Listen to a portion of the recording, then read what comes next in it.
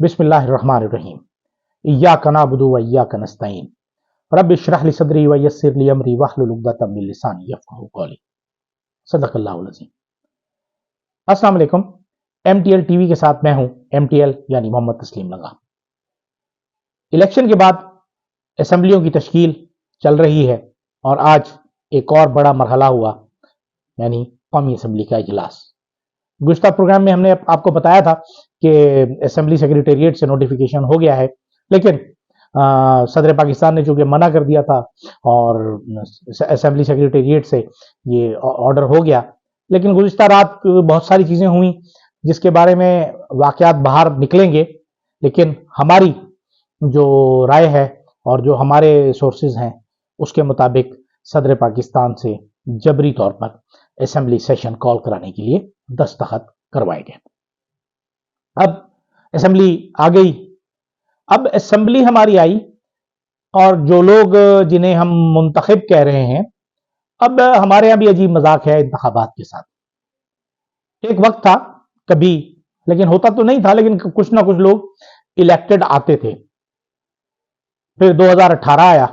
2018 में चेयरमैन पाकिस्तान पीपल्स पार्टी बिलावल भुट्टो जरदारी ने एक टर्म नई इंट्रोड्यूस कराई, सेलेक्टेड, यानी इलेक्टेड का अगला मरहला सेलेक्टेड हो गया और अगले 5 साल में वो सिलेक्टेड जो है अब रिजेक्टेड हो गया है। यानी इस वक्त असेंबली मेंबरान की एक बहुत बड़ी तादाद वो है जो इंतखाबात में शिकस्त खा चुकी है, वो रिजेक्टेड है।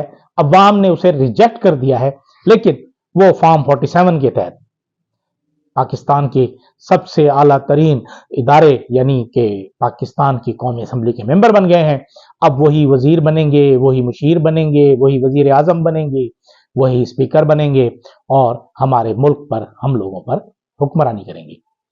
जो शरीफ डायनेस्टी है वो भी अपने अगले मरहले में दाखिल हो रही है, यानी पंजाब में अपने पंजे गाड़ने के बाद इस मुल्क को कंगाल करने के लिए भी अब तैयार है।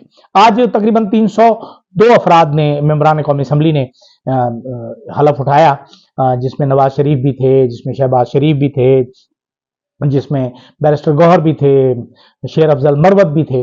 यानी कि एक आज बड़ा एक शोर शराबा था असेंबली में, और खुसूसन पाकिस्तान तहरीक इंसाफ ने जो पंजाब असेंबली में किया था अमल, तर्ज अमल जो था उनका, आज उसके बिल्कुल बरखिलाफ उनका था। वो मौजूद भी रहे, शोर भी मचाते रहे, हुड भी करते रहे और पाकिस्तान मुस्लिम लीग नून के लोगों को चोर चोर भी कहते रहे।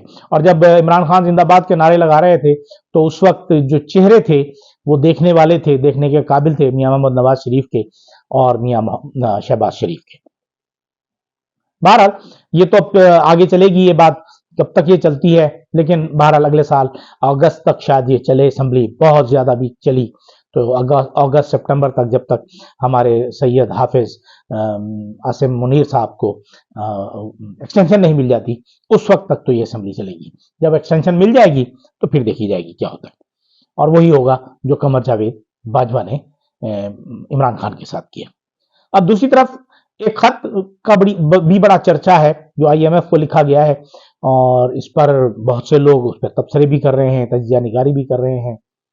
आज मैं एक टीवी प्रोग्राम देख रहा था जिसमें जो 2 लोग थे जो तजिया निगार थे, उन्होंने एक सवाल बार बार किया, जो पाकिस्तान तहरीक इंसाफ के जो वो हैं तर्जुमान है, क्या आपने खत क्यों लिखा, आपने पाकिस्तानी इदारों पर क्यों भरोसा नहीं किया और फला नहीं किया, आपको ट्रिब्यूनल में जाना चाहिए, आपको इलेक्शन कमीशन में जाना चाहिए, आपको हाई कोर्ट में जाना चाहिए, आपको सुप्रीम कोर्ट में जाना चाहिए।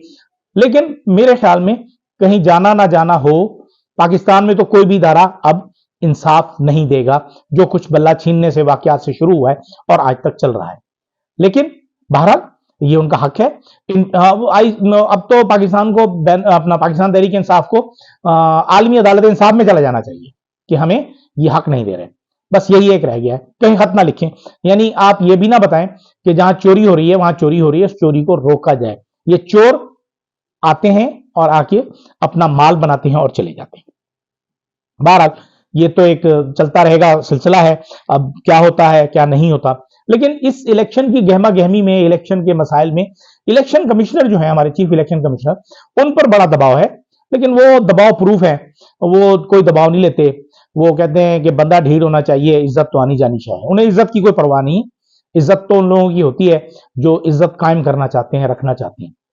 انہوں نے تو جو کچھ برباد کیا اس ملک میں الیکشنز کو، اور الیکشن کی نیک نامی کو، جمہوریت کی نیک نامی کو، انتہائی جانبدار ترین، پاکستان کی تاریخ کے جانبدار ترین، غیر شفاف ترین اور غیر منصفانہ ترین انتخابات کرائے، اور پھر بھی دھڑلے سے بیٹھے ہوئے زمین جنبد نہ جنبد گل محمد. تو آج امیر جماعت اسلامی جناب سراج الحق نے بھی کہا کہ اپنی پریس کانفرنس میں مطالبہ کیا کہ چیف الیکشن کمشنر کو قوم سے معافی بھی مانگنی چاہیے اور استعفیٰ بھی دینا چاہیے. سراج صاحب، یہ آپ کا کام ہے معافیا مانگنا، یہ وہ لوگ نہیں ہیں زمین جنبد نہ جنبد گل محمد. دوسری طرف آپ یہ دیکھیں کہ جو قومی اسمبلی ہے اس کے لیے اسپیکر اور قومی ڈپٹی اسپیکر کا انتخاب کل ہوگا. اسپیکر کے لیے 2 امیدوار ہیں. عامر ڈوگر پاکستان تحریک انصاف کے سنی اتحاد کونسل کی طرف سے امیدوار ہیں، جبکہ سردار ایاز صادق پاکستان مسلم لیگ نون اور اتحادیوں کے امیدوار ہیں. جبکہ ڈپٹی اسپیکر کے لیے غلام مصطفیٰ شاہ صاحب ہیں جو بنیادی طور پر پاکستان پیپلز پارٹی کے ہیں، وہ اس اتحاد کے اور جنید اکبر جو ہیں وہ امیدوار ہیں پی ٹی آئی کے اور سنی اتحاد کے.